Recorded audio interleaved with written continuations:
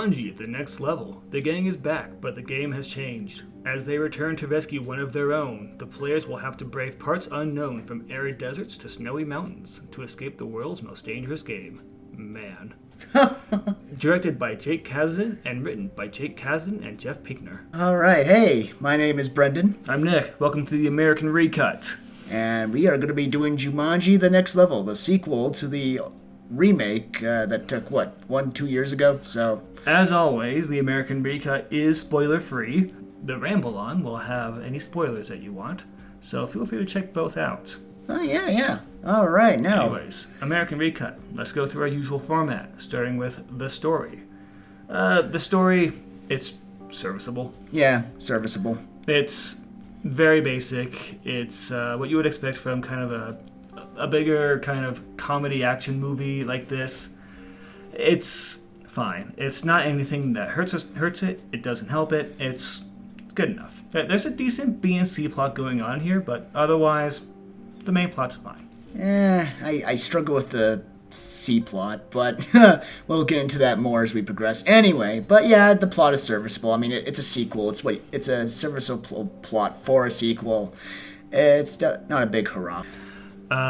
For characters in this movie, I found that the main cast of this movie, the characters like Martha, Eddie, Spencer, I wasn't crazy about them, but I did find the two new characters, who were Eddie and Milo, I actually really enjoyed them. No, they were charming. I always appreciate Danny DeVito and Danny Glover. Well, two Dannys. Bear in mind that the vast majority of this movie, they aren't Danny DeVito and Danny Glover, though. They're Dwayne Johnson, they're Kevin Hart. They're Kevin Hart, they're so on and so forth. They do, we'll discuss more of the intricacies of how this world works in this movie in the Ramble On, but yeah, they kind of shake things up a bit between everyone. I think as far as the characters go and the way the cast play them, I found really surprisingly good performances from Dwayne Johnson and Kevin Hart. They were able to capture a number of different characters pretty well. Dwayne Johnson was okay, but yeah. Kevin Hart did a slightly better job, but they were both pretty good. I had no problems with Kevin Hart. I thought Dwayne Johnson was a little bit of an oof as he tried to and mimic Danny DeVito's bravado, but he captured it well enough that I believed it at the time, at the very least, which is enough. He didn't do an amazing job, but he did pretty good. All right. No, I agree. He didn't do an amazing job, but there is also Awkwafina. Yeah, Awkwafina does a pretty good old man. Not Danny DeVito, but she does a pretty good old man. Wait, which one was Awkwafina again? Remind me. She was Ming, the thief character. Oh, that's right. Okay, you know what? I'll give her that. She did a pretty good old man performance. In terms of effects, of course, this is still Jumanji. They have really big sets. They threw a lot of money at the action scenes in this one. They had some pretty good editing. Generally, it's what you would expect from a major motion picture. It looks good. Yeah.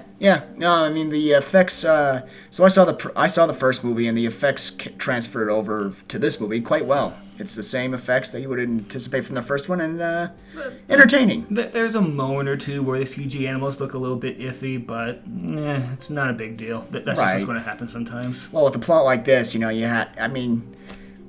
would anticipate that that the graphics would be a little goofy, a little over the top or under the top in some areas. So. And finally, let's get into the themes of this movie. Given that this is a major action comedy movie, themes are usually taking a back seat in these movies, and that doesn't really change here.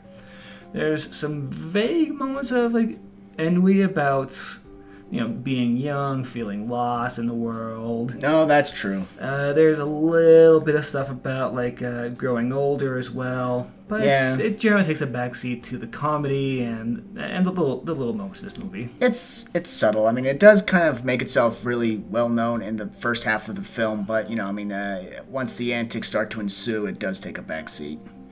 All right, let's get into just our final opinions on the movie, respectively. Spoiler free, you have a paragraph and your recommendation. Oh, I have a paragraph. All right, teach. It's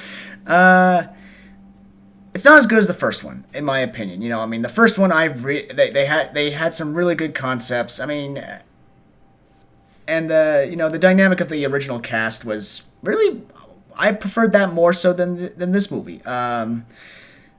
Dwayne Johnson and Kevin Hart were a little more zanier than usual in this movie, which I kind of cringed a little bit. But I mean, it's a sequel. I didn't have that many expectations for that movie. But I mean, if you like Danny DeVito and Danny Glover, hey, go see it. Yeah, I actually came into this one kind of fresh. I avoided the first Jumanji.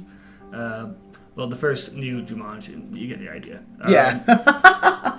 Coming into this, though, I was pleasantly surprised by this movie. I had a lot of fun with this movie. It was simple. It was kind of a very straightforward movie, but sometimes that's what you need for an action comedy. You don't need to try and win an award for how deep it is. You can just have fun with the movie. I generally enjoyed it. I liked a lot of the performances. I feel like Jack Black in particular, of all the characters who have to play multiple characters, did possibly the best job of them all. I will agree with that.